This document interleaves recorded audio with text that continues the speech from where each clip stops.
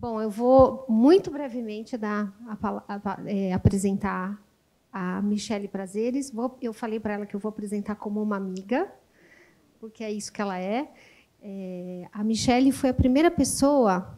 A gente tem uma coisa em comum, que a gente é comunicadora e não convivemos, mas participamos da mesma organização educacional. Né? Eu vim da Casper e você foi professora na Casper, né?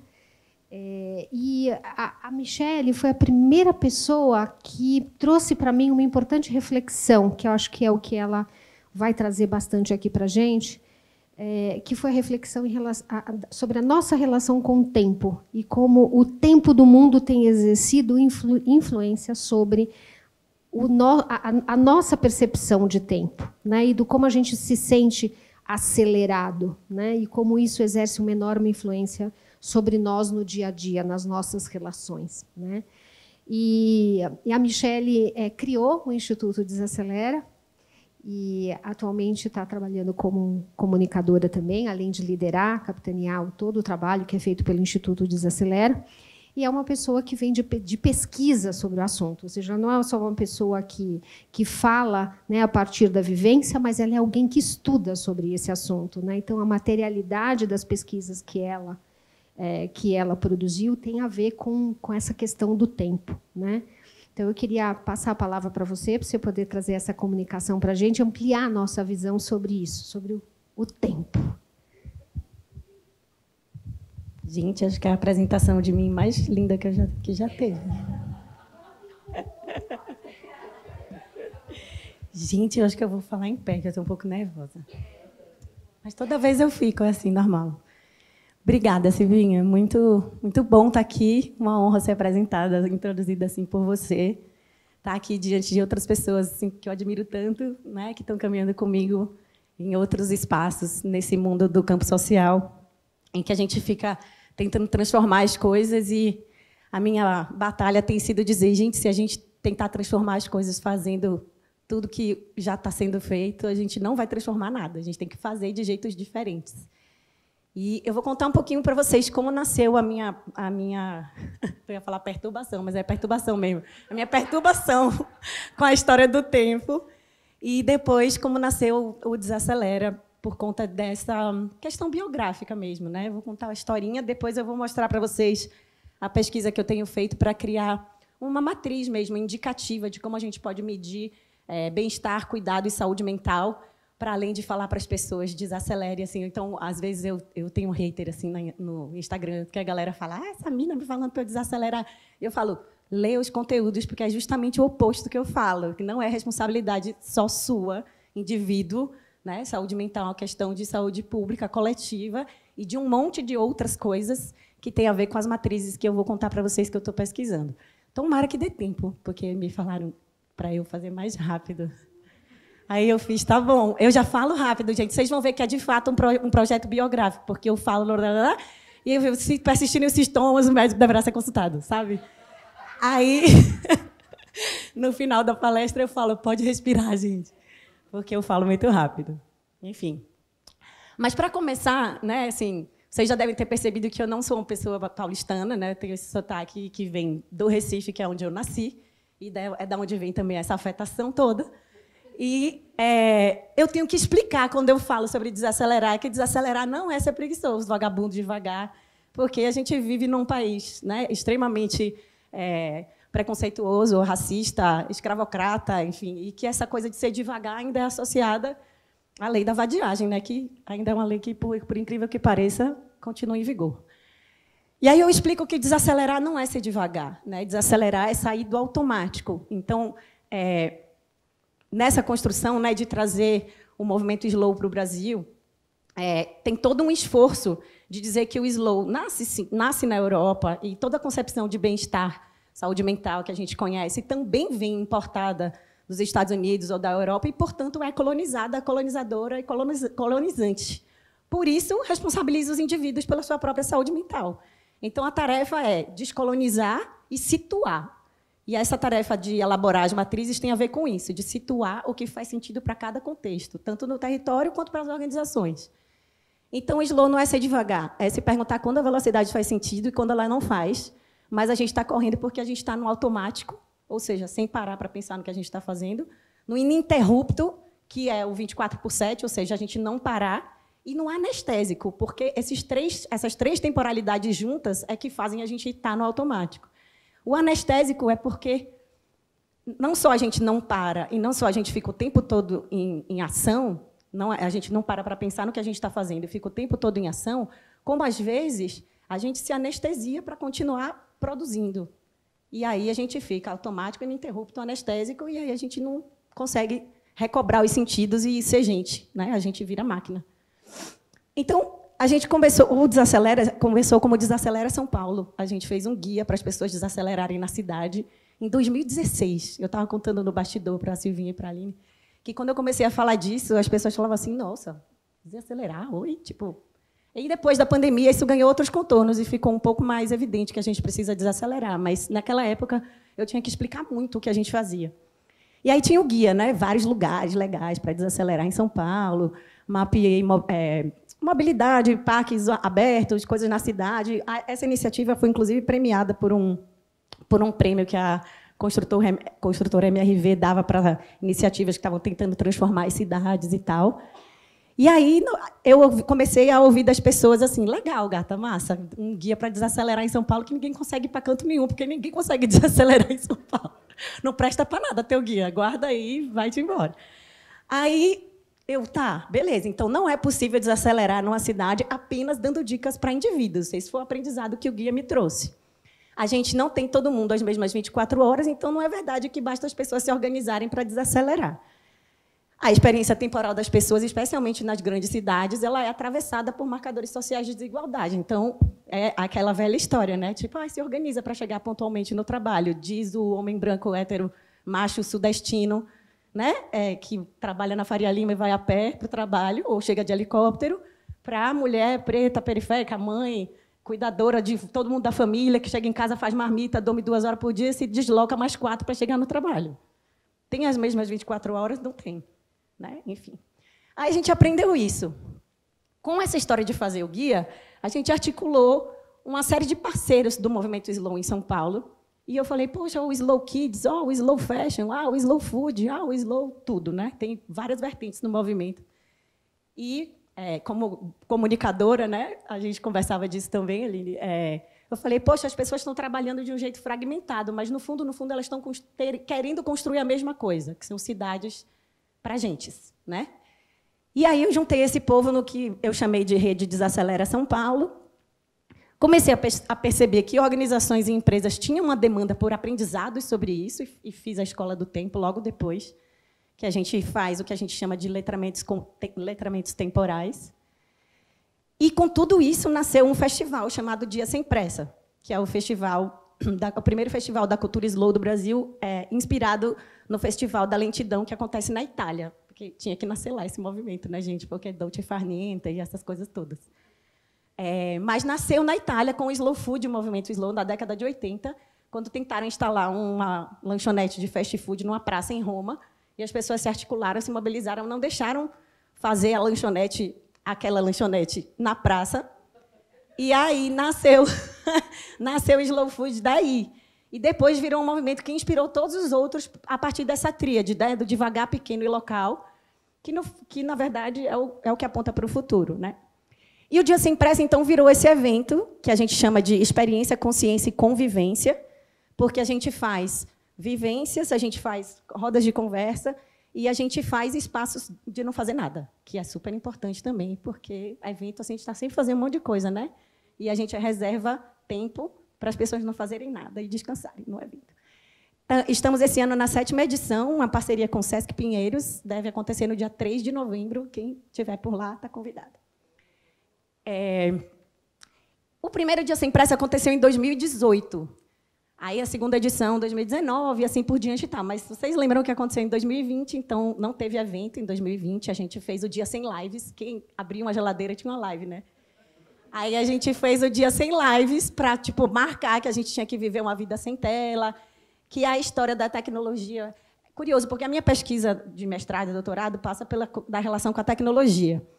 E essa história da tecnologia, ela é marcada por um discurso muito aurático, né? Assim, tipo, a gente precisa se modernizar, então a escola tem que ter tecnologia, meu doutorado é sobre tecnologia na educação. E foi olhando para a tecnologia na educação que eu entendi a tecnologia como um vetor aceleratório da vida, porque a tecnologia entra e contrabandeia a velocidade para onde ela vai, né? Desculpa a expressão contrabandear, mas eu acho que é a melhor para falar o que a tecnologia faz. E aí, na pandemia, quando a gente estava começando, tem um teórico russo chamado Evgeny Morozov, o nome dele deve ser diferente, mas eu sou nordestina e falo Morozov mesmo, deve ser, sei lá, Morozov.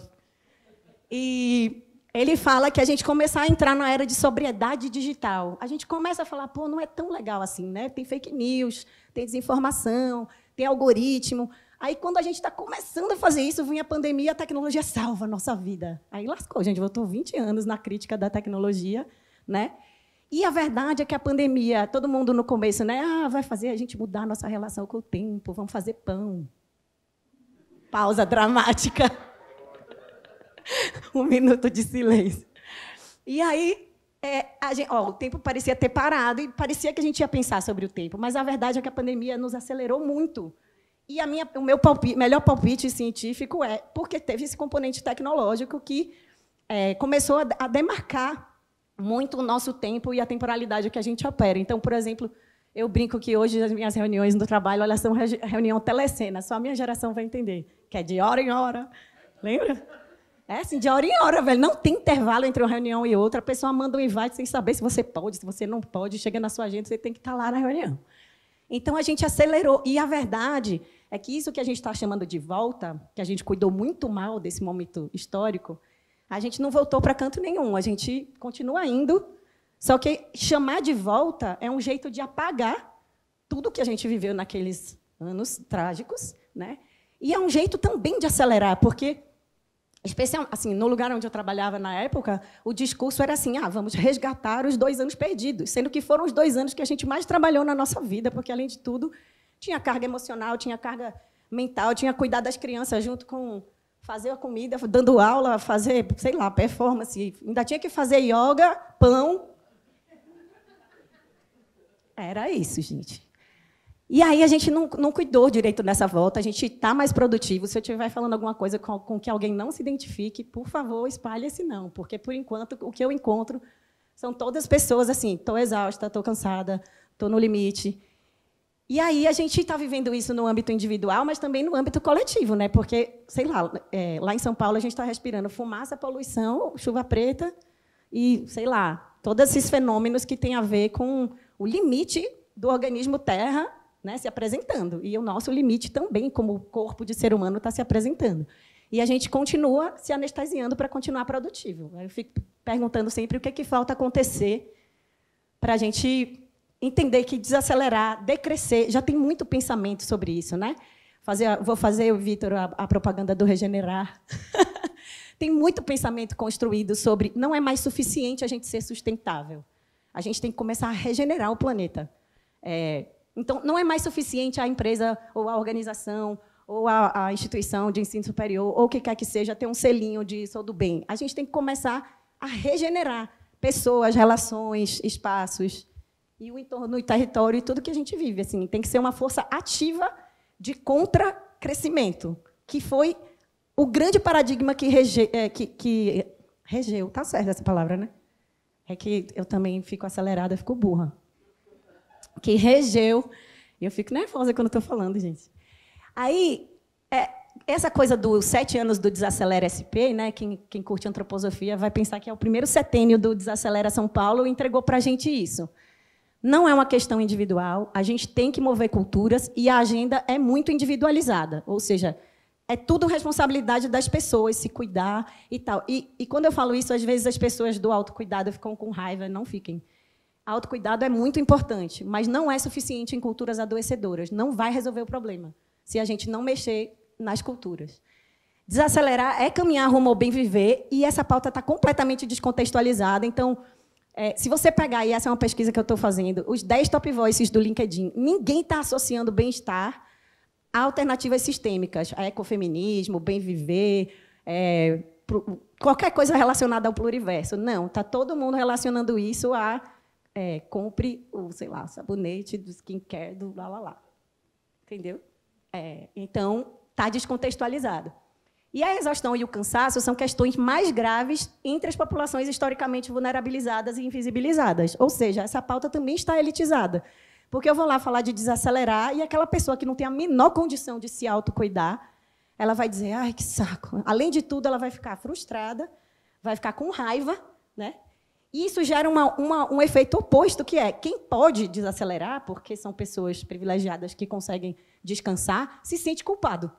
Então, não é bom para ninguém que essa agenda seja do jeito que ela é. E aí, toda a batalha do Instituto Desacelera, que nasce para democratizar o cuidado, o bem-estar e a saúde mental, e aí a gente fala, né, de cuidar de quem cuida, cuidar de quem educa, cuidar de quem luta. Então, eu trabalho muito com os públicos que são, não coincidentemente, né, públicos que tocam a minha biografia. Sou uma pessoa que trabalhei muitos anos em organizações do terceiro setor, sou educadora e sou mulher, mãe solo de 2 caras.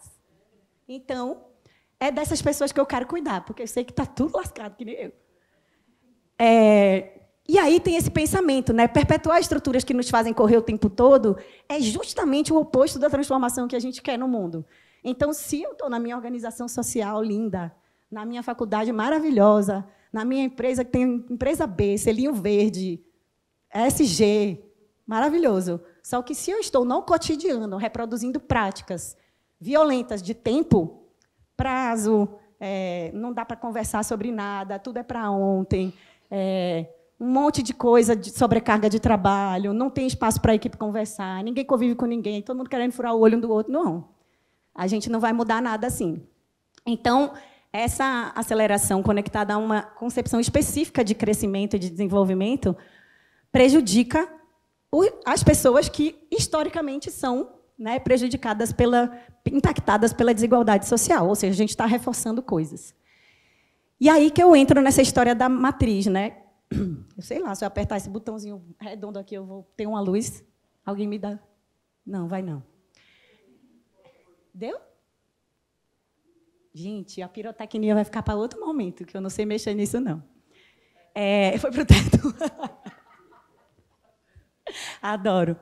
Então, eu estou fazendo esse negócio, parece umas camadinhas de cebola, né? Essa visualização. Porque eu acho que esse sisteminha ele ajuda a gente a visualizar que o individual, o interpessoal, que é o âmbito das relações, o organizacional, que é o âmbito, né, das instituições, o político coletivo e o sistêmico, eles todos se tocam em algum momento. Ou seja, eles não são bolinhas separadas que cada um vai resolver o seu e uma hora eles vão se integrar. Eles caminham integrados. Ontem mesmo eu estava conversando com uma das organizações que eu dou uma assessoria e a moça falou assim, o chefe está querendo tirar a terapia que a gente dá como benefício para os funcionários porque ninguém usa. Aí eu vou fazer só uma pergunta. As pessoas podem fazer no horário de trabalho? Não. Aí eu falei, então não adianta tu dar. Porque quem vai conseguir fazer são as camadas provavelmente hierárquicas da empresa, que já poderiam, inclusive, fazer se não tivesse o benefício. Então, você tem que autorizar essas pessoas a fazerem no horário de trabalho. E, na paralela, se você quiser reparar, se você quiser regenerar, você tem que fazer uma conversa de transformação cultural a longuíssimo prazo para fazer a cabeça de todo mundo da organização, para as pessoas entenderem que aquilo dali é importante, não é um privilégio, nem é uma dádiva, nem é um presente que você está dando para aquele funcionário, né? É o que é, porque a gente está vivendo numa realidade de aceleração, eu vou falar um pouco sobre isso depois, se eu tiver tempo, que é muito diferente, que joga a gente num lugar sobre a saúde mental que é muito diferente do que há 5, 10 anos atrás. Então, não são mais os mesmos parâmetros, né? E aí, o barato de olhar para essas camadinhas da cebola é a gente pensar que, em contextos desiguais, não faz o menor sentido responsabilizar cada pessoa pelo seu próprio bem-estar. E é o que a gente faz, todo dia, reproduzindo coisas que eu vou contar para vocês que a gente faz na sequência. Espera aí, deixa eu voltar, está muito rápido. É por isso que o bem-estar é percebido e, de fato, se torna um privilégio e gera frustração e raiva por quem não dá conta e culpa por quem consegue. Quando a gente olha para o bem-estar numa perspectiva coletiva, rumo ao bem-viver, ali no sistêmico, a gente realiza, no sentido, realiza que a gente fala no Nordeste, tipo, se dá conta. Que só haverá bem-estar se a gente mudar as estruturas para que todas as pessoas acessem condições de desfrutar. Senão, não adianta eu falar para o indivíduo, faça terapia. Ele vai dizer, eu não consigo. Porque, para fazer a terapia, eu tenho que deixar de ganhar o dinheiro extra que eu ganho para não sei o quê, ou eu tenho que deixar de cuidar de minha mãe, ou de fazer a comida para não sei quem, ou eu tenho que chegar em casa e abrir mão de algumas horas de sono. Ou seja, não vai... Aí a pessoa fala assim, não priorizou. Eu quero matar quem fala isso. Não priorizou, tá bom. Ou seja, esse é um dos mitos e crenças que a gente reproduz sem querer, que está aqui nessa coisa do âmbito mais político, coletivo, cultural, eu diria, tá? Que é um pouco o barato da minha pesquisa. No pós-doutorado, eu pesquisei cultura slow e comunicação, que é a minha área original de trabalho, né? E como, então, muitas coisas têm elementos culturais que a gente tem que mudar no âmbito da sensibilização das pessoas mesmo, né? Assim, são transformações mais profundas e, portanto, a mais longo prazo. Diga.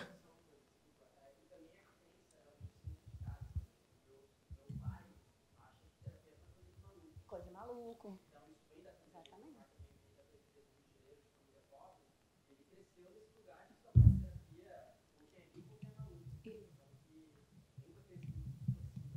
Totalmente. Sobre a importância disso, né? E também alguns... Assim, aqui eu não consegui listar todos, os mitos que eu listei aqui têm a ver com essa coisa do tempo e da aceleração. Mas, por exemplo, no mundo do trabalho, nas organizações onde eu consigo entrar para falar de bem-estar dentro do trabalho, essa história de que o trabalho me dignifica.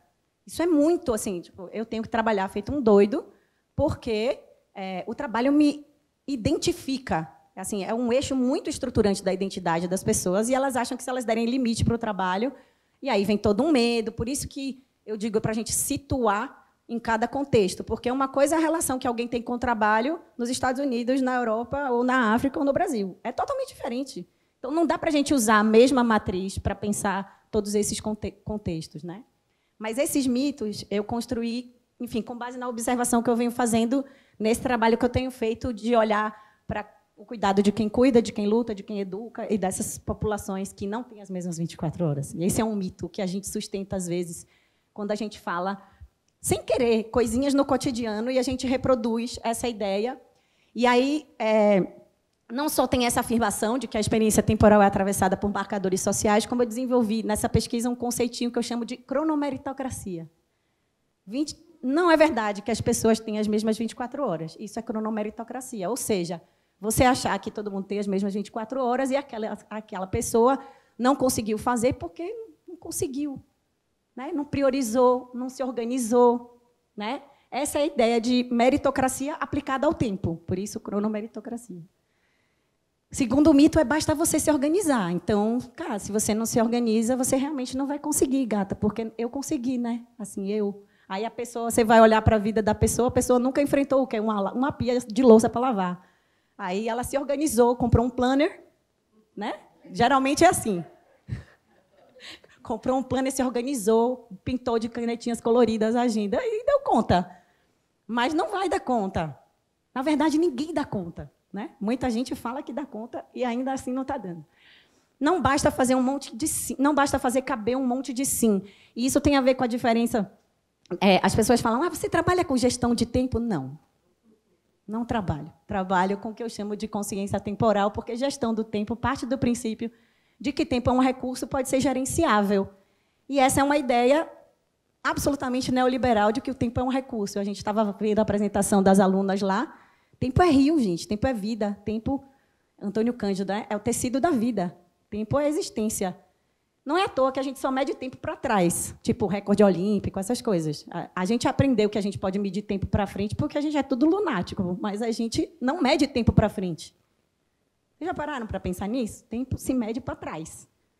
E aí, essa concepção de tempo, que é cronos, que a gente tem, que é ocidentalizada e ocidentalizante, é ela que faz a gente acreditar que a gente pode controlar o tempo. Mas se a gente olha para os povos africanos, para os povos tradicionais, eles têm outras concepções de tempo que a gente rechaça porque elas não encaixam no jeitinho que a gente aprendeu que a gente tem que controlar o tempo. Então, não é verdade. Que basta dizer um montão de sim, eu vou enfiar lá na minha agenda e vai fazer caber, porque a vida acontece. E ela não acontece como o planner. Então, não dá para controlar o tempo, não é verdade que basta se organizar. E quanto menos privilégios você desfruta, menos você vai conseguir organizar, provavelmente, porque mais a vida vai acontecer e te tirar do eixo. Eu mesmo vim hoje com a Aline no carro. Eu preciso de um carro para voltar. Eu estava passando mal, gente, até começar ali, porque a vida acontece e demanda da gente uma série de coisas, e se eu tivesse colocado no meu planner que eu ia sair daqui hoje às 7, eu ia me lascar, não é verdade? Então, a vida acontece e não é verdade que basta se organizar. Quando eu quiser, eu paro. Parece papo de fumante. Viciado, né? Mas, na verdade, a gente fala isso, né? Quando eu quiser, eu paro, eu estou acelerada só agora. Vai dar certo. E a verdade, e eu desenvolvi essa pesquisa na época que o WhatsApp lançou essa ferramenta de acelerar áudio. E aí eu escrevi um texto na época que era assim: estamos doentes de velocidade e acelerar o áudio do WhatsApp é um sintoma. Aí um amigo meu: nossa, como você é chata! Nossa, que absurdo, que exagero! E aí eu fiz: Rafa, daqui a 2 semanas eu falo contigo. E é um cara massa, trabalha no terceiro setor, liderança de organização. Tal. Fiz: tá, daqui a 2 semanas eu quero te entrevistar. Mandei uma mensagem para ele em áudio. Aí, obrigada, amor. A minha guerrilha do áudio é assim, gente: ou eu falo muito rápido que a pessoa não consegue acelerar, se ela acelerar não vai entender nada. Ou eu falo muito devagar, porque se ela acelerar, ela vai ouvir exatamente como ela ouviria se eu estivesse falando, entendeu? São 2 guerrilhas paralelas. Aí eu 15 dias depois, Rafa, e aí ele: nossa, você tinha razão, hein? Não consigo mais ouvir ninguém no modo vezes 1. Meu padrão já virou vezes 2. Aí eu fiz: tá bom, então daqui a um tempo eu falo contigo de novo. Aí eu dei uns 3 meses, e aí, Rafa, tá, não sei o quê. Ele: nossa, eu tô com ódio das pessoas, eu quero acelerar elas, eu não aguento. Gente, que povo lerdo. O povo começa a falar. Já... Ótimo. E aí, o que eu tinha escrito nesse texto é: essas soluções tecnológicas, elas aparecem como conveniência, porque essas empresas, gente, elas estão em 2075, tá? Elas estão estudando tendência de futuro, anos-luz. Se eles deram essa solução para a gente, é porque essa demanda estava muito latente na sociedade, e o discurso é: acelere para economizar tempo para o que importa.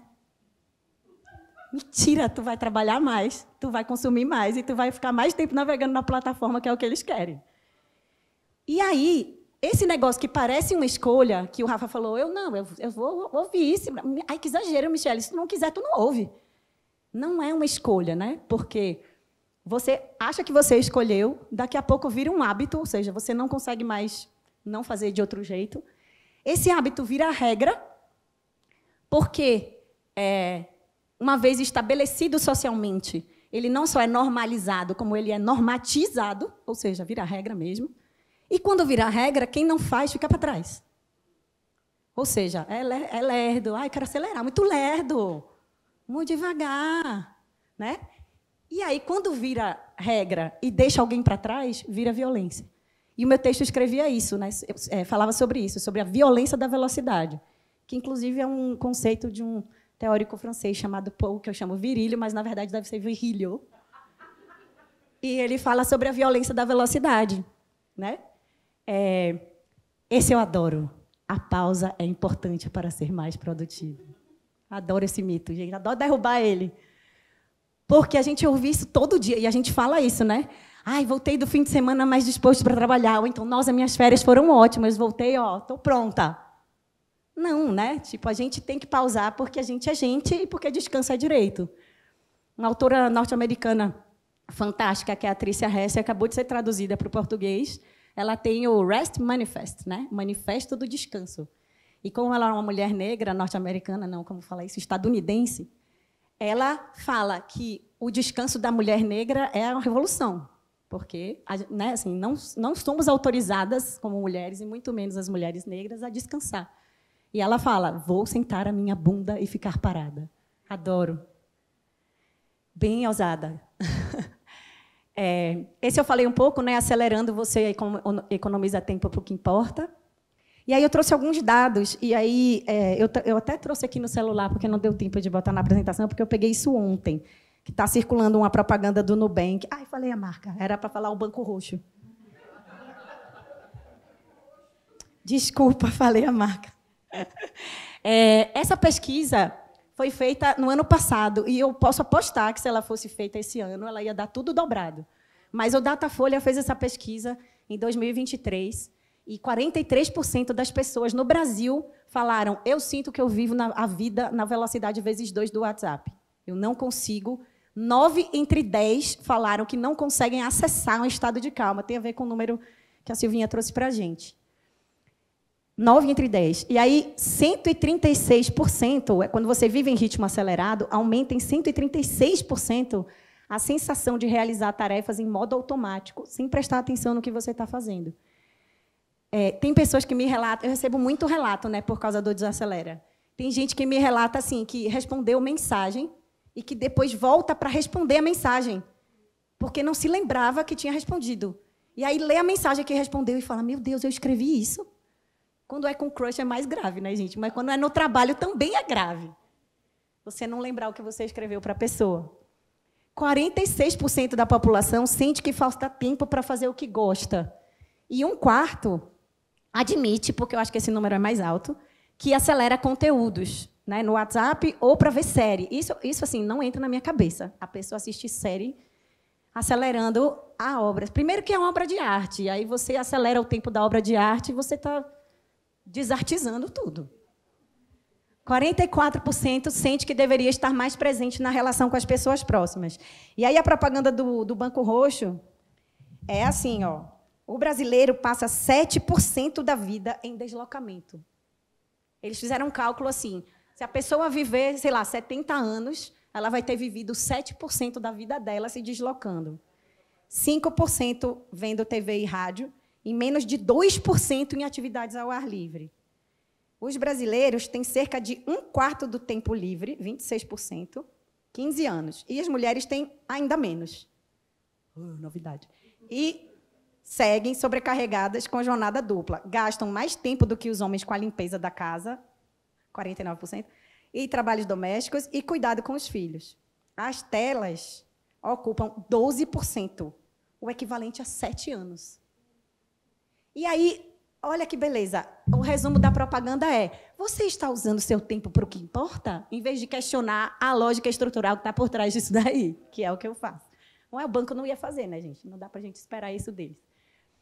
O Hartmut Rosa, que é outro que eu falo desse jeito, mas deve ter um nome mais bonito porque é alemão, tem a teoria que chama aceleração social do tempo. Ele diz que a gente está percebendo o tempo passar mais rápido, e essa percepção ela também passa pela subjetividade, então cada um vai perceber de um jeito, e dependendo do contexto que você está, dependendo do nível de privilégio que você desfruta, dependendo da organização onde você trabalha, enfim, depende de um monte de fatores. Mas ele diz: sim, o tempo está mais acelerado. A gente vive em menos tempo coisas que a gente vivia em mais o que ele chama de unidades de tempo. Então, transformações sociais que levavam séculos estão levando décadas, coisas que demoravam décadas estão levando anos, e assim por diante. A gente está vivendo as coisas como se a gente estivesse comprimindo o tempo. E, aí, acrescentando esse pensamento ao pensamento do Rosa, se a gente faz o que tem se convencionado chamar de multitarefa, concorda que, se o tempo é uma camada da vida, ele é assim, ou está indo para baixo, enfim, não é só linear, né? Ailton Krenak fala que um dos problemas da aceleração é a gente pensar que o tempo é uma flecha, né? O tempo ele é espiralar. O Hartmut Rosa, quando a gente pensa na multitarefa, é como se a gente criasse uma segunda camada de tempo, porque a gente está fazendo duas coisas ao mesmo tempo, ou seja, a gente está comprimindo e multiplicando o tempo ao mesmo tempo. Por isso, essa sensação de intensidade que a gente tem e que deixa a gente exausto, portanto, né? E aí o Byung-Chul Han, que é um pensador, filósofo sul-coreano, vai falar que isso é sociedade do cansaço. Eu fiquei vendo a apresentação das alunas e lembrei que ele tem um lindo que chama O Desaparecimento dos Rituais. Esse eu acho um dos livros mais lindos do Byung-Chul Han, porque ele fala que o ritual ele é no tempo o que a casa é no espaço. Ele fala que o ritual ele é um tempo de encasamento, que é no ritual que a gente se encontra, né, como pessoa, como comunidade. E como eu me arrepio toda. Como a gente está perdendo a nossa capacidade de ritualizar a nossa existência, a nossa vida comunitária, a gente vai perdendo, portanto, vínculo, laço, viço humano, né? A gente vai perdendo a nossa humanidade. E a outra referência que eu trago é do Jonathan Crary, que é um autor estadunidense que escreveu Capitalismo 24/7 e o Fim do Sono. Não leiam esse livro se vocês não tiverem legal, porque ele fala sobre os soldados que estão sendo treinados com medicamentos que saciam a necessidade de sono. Portanto, como o mundo militar gera as soluções que mais tarde virão para o mundo civil, em breve teremos aí as drogas que vão saciar a gente do sono, né? Mas ele fala, sobretudo, desse regime que é o ininterrupto. E como isso, a gente está naturalizando a hiperdisponibilidade absoluta, que é o fato da gente estar sempre disponível. Ele fala, por exemplo, da historinha do sleep mode. Ele fala, olha, que coisa simples, né? Sleep mode. Na prática, você não dorme mais, porque você continua trabalhando para as plataformas digitais enquanto você está dormindo. Eles já têm pesquisas super sofisticadas hoje que mostram que, na sua primeira hora de contato com as plataformas, quando você acorda, você tem mais disponibilidade para comprar coisas. Então, eles sabem exatamente a hora que você estava dormindo, porque você fica umas 5 horas, 6 horas sem olhar o bichinho. Aí, quando tu liga, ele te mostra, olha o biquíni que você queria, olha aqui o vestido do não sei o quê. E aí você está mais suscetível a comprar nessa hora. Então, enquanto a gente dorme, a gente está trabalhando para eles. Tem o Jason, eu vou lembrar o nome dele, não. Lanier, ele fala de data as labor, né? Ele fala, a gente está gerando dado, a gente está trabalhando para essas plataformas, de graça, sem cobrar nada, gente. E aí, retomando a história da matriz, então, depois dessa coisa dos mitos, fica mais evidente pensar que a solução não vai passar só pelos indivíduos, porque tem várias questões que passam pelo âmbito cultural. Eita, essa era a apresentação antiga. Eu vou ler... É verdade, eu ia apresentar para vocês algumas matrizes, que eu acrescentei na outra apresentação, as matrizes que eu estou pesquisando. Eu posso olhar aqui... Cadê as meninas? Para ver se eu falo. Hoje, o meu tempo já acabou. Acabou, não? Eu vou olhar aqui, porque eu quero trazer esses exemplos para vocês. Essa matriz que eu estou chamando da cebola, eu estou recheando ela... 5 minutos. Obrigada, Sara, eu vou falar. Essa pesquisa da cebola, eu estou recheando ela com uma pesquisa sobre índices e indicadores de bem-estar e saúde mental que já existem. Então, no índice Gallup Share Care, esse nome mesmo em inglês, eles têm pelo menos 9 âmbitos. Eles falam saúde mental depende do físico, do financeiro, do social, da comunidade, do propósito. Já deixo a deixa para a mesa das meninas. Do acesso à saúde, do acesso à alimentação, do acesso a recursos, moradia, transporte e segurança econômica. Ou seja, ele vai cruzar todos esses âmbitos para pensar em saúde mental, bem-estar e cuidado. Matriz de indicadores de bem viver, criada por uma professora da Universidade Federal do Mato Grosso. Amplifica isso, porque o bem viver é um modo de vida, né, cultivado pelas populações tradicionais andinas e latino-americanas, que foi sistematizado como política pública no Equador. Tem um livro chamado O Bem Viver, do Alberto Acosta, que era o presidente do Equador. E o bem viver virou, então, uma grande referência de alternativa sistêmica que aponta para outros modos de vida. Tem uma pesquisa de 2 italianos também sobre decrescimento, que é a antítese da noção de progresso e avanço que a gente tem. E tem algumas coisas nesse âmbito das alternativas sistêmicas que são outras coisas. Ecofeminismo, enfim. A Elefante tem feito coisas muito legais sobre esse tema, com várias publicações em parceria com o coletivo 660, que é a galera que organizava o Fórum Social Mundial, de onde eu tenho muito orgulho de ter a minha origem política. Então, matriz de indicadores do bem viver da Federal de Mato Grosso. Habitação, trabalho, tomada de decisão, ou seja, conta a participação política das pessoas como componente de bem viver.